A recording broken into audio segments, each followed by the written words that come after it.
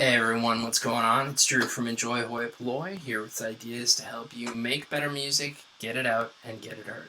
So today, we're going to be doing sound design. Specifically, we're going to be looking at how to synthesize a kick drum. So as many of you know, you can use a synthesizer to create pretty much any sound nowadays, realistically. And a lot of the purists will say that you absolutely have to design all of your sounds from scratch. I recommend taking more of a hybridized approach to sound design, using some samples, using some found sound, and then also using a synthesized sound to fill out your tracks in a more organic way. Now, yes, you can synthesize all your sounds. You can synthesize most drum sounds. But it is time consuming. So imagine doing this for every single track that you ever decide to put out. Anyway, sometimes it's fun to design, and you have a lot more control over the actual timbre of your sound when you design it yourself. So in this instance, again, we're going to be talking about how to synthesize a kick drum. Again, you can do this with any DAW, you can do it with any synthesizer, VST or analog, etc. So without further ado, let's hop into Ableton and let's get started. So here we are in Ableton, and now what I have is basically a real simple initialization patch for Ableton. I do have an instance of Serum loaded up here, so I know that a lot of folks use Serum pretty heavily, so I'll be using that for sake of demonstration purposes, but literally you can use operator, you can use analog, you can use Diva, you can use an analog synthesizer and have it input that way. Literally, you can use any synthesizer that has a few basic controls.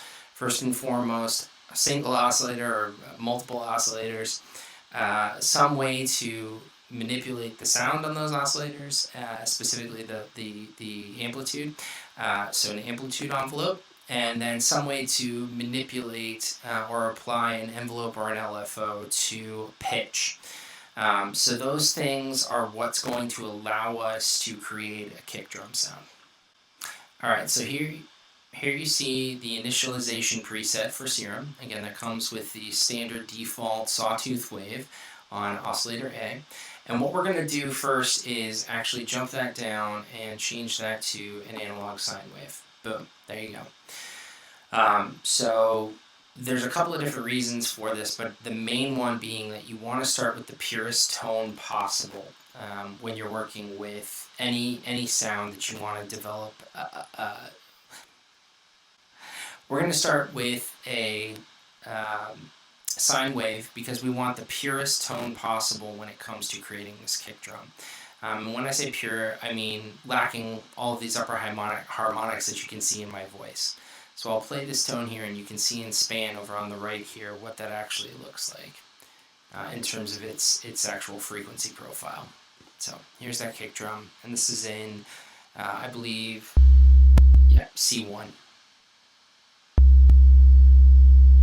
So you can see that's peaking probably around 70 hertz, and there are very few upper harmonics associated with it, and those that are there are very, very quiet, less than 60 dB. So, for instance, if we look at that sawtooth, that was part of the initialization preset, there's a ton of upper harmonics associated with it. So again, we're starting with the most pure tone possible, sine wave, and as I mentioned, we are going to be manipulating that sound wave by applying an envelope to its amplitude and applying an envelope to its pitch. So in Serum, the default amplitude envelope is envelope 1. So what we'll do is first off cut down any sustain, and I'm going to click this lock icon here just to focus in on just that initial portion of the envelope here. I'm going to shrink that down to just about 300 milliseconds. This is a little bit arbitrary because when you're trying to shape the sound, you'll actually use this envelope to determine how long the sound actually sounds for. So whereas you may get something like an 808 if you have this kind of a curve, excuse me, need to apply my other envelopes too. Anyway, we'll talk about this in a second. So suffice to say, put your envelope one at around 300 megahertz, your amplitude envelope around 300 milliseconds, and then we'll start playing around also with a secondary envelope to apply that to the pitch.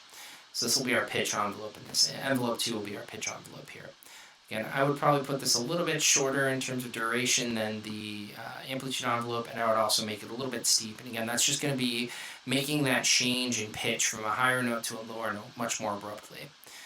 So what we'll do is actually apply this to the pitch over here, which is semitone, sem. And we're going to Option Shift click on that to make it unidirectional. So in this instance, it's going up right now 100 semitones. It's starting at 100 semitones higher than where it's going to end up.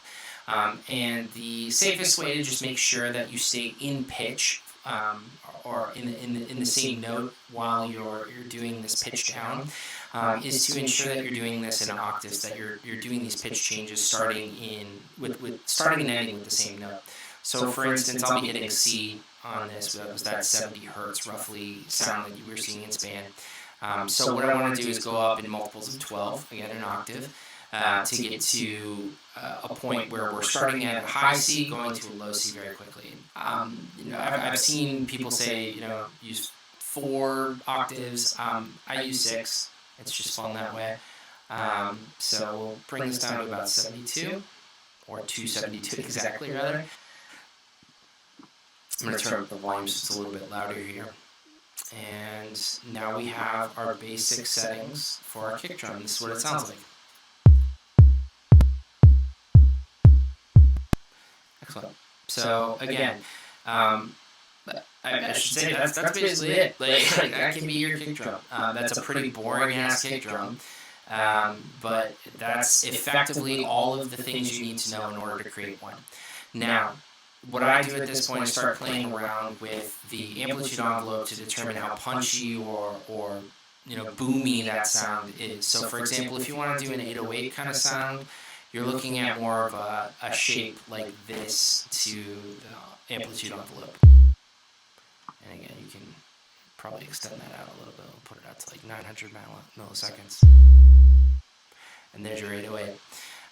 Now dropping that back down to say like 250 or 200 and making that a little bit more of a exponential decay. That's more of the sound that you'd get with like say a 909. It's a little bit more punchy. And again, like I said, that's a kick drum. That's all you need to know.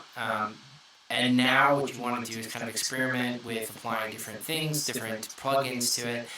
Different effects to effectively make it yours, to make it more unique, to give it some more character. Great place to start with some saturation or distortion, a little bit of compression, and I won't use the EQ in here, but some EQ outside of this. So, for example, if you want a really crunchy kick drum, go to asym or use an asymmetrical distortion. Give it some gain. So you can see that the character's really changed. You can even boost the gain here. Do a little bit higher compression ratio. That's a pretty solid kick. Now, EQ. This is something I would probably leave, obviously, till we talk about mixing. But just since we're on the topic of making killer kick drums, you want to look at different ways to EQ them. So, my standard EQ cuts off at about 100 hertz. But obviously what you want to do with this, boost a little bit in the low end, cut a little bit above the low mids, and then I tend to just make this really simple. Do 3 bells, or 3 curves rather. Do a high shelf on the third and just raise it up a little bit, and then maybe I'll tailor it off towards the high end as well, because obviously you don't need some of those frequencies for a kick drum. What you really want to do is kind of boost between about 1,000, 2,000 megahertz, or 1 megahertz and 2 megahertz, with the intent of kind of boosting that clicky aspect of the punch of the initial transient. cutting here is just kind of helping to boost that point around 70 hertz, which is where we're really seeing that. I think if we just put this up to 70, that roughly is where our curve starts. And then we can take this a little bit, make it a little bit steeper. So that's just making room for that 70 hertz boost a little bit. We don't even need to do that. That would be suffice to be fine at that level. All right. Yeah. So like I said, I've got some things going on in Serum, but I mean, you can throw another compressor on this. You can throw a different distortion. It all depends on how you want to make it sound. But that's it. That's how you make a kick drum. So, if you guys enjoyed that content, want to hear more from me, definitely give me a like, give me a subscribe. I'd love to hear your comments if you want to put those down in the comments below. If there's anything you'd like to see, I definitely want to hear that too. But I appreciate your time. Hope you enjoyed the video. Look forward to seeing you in the next one. Take it easy.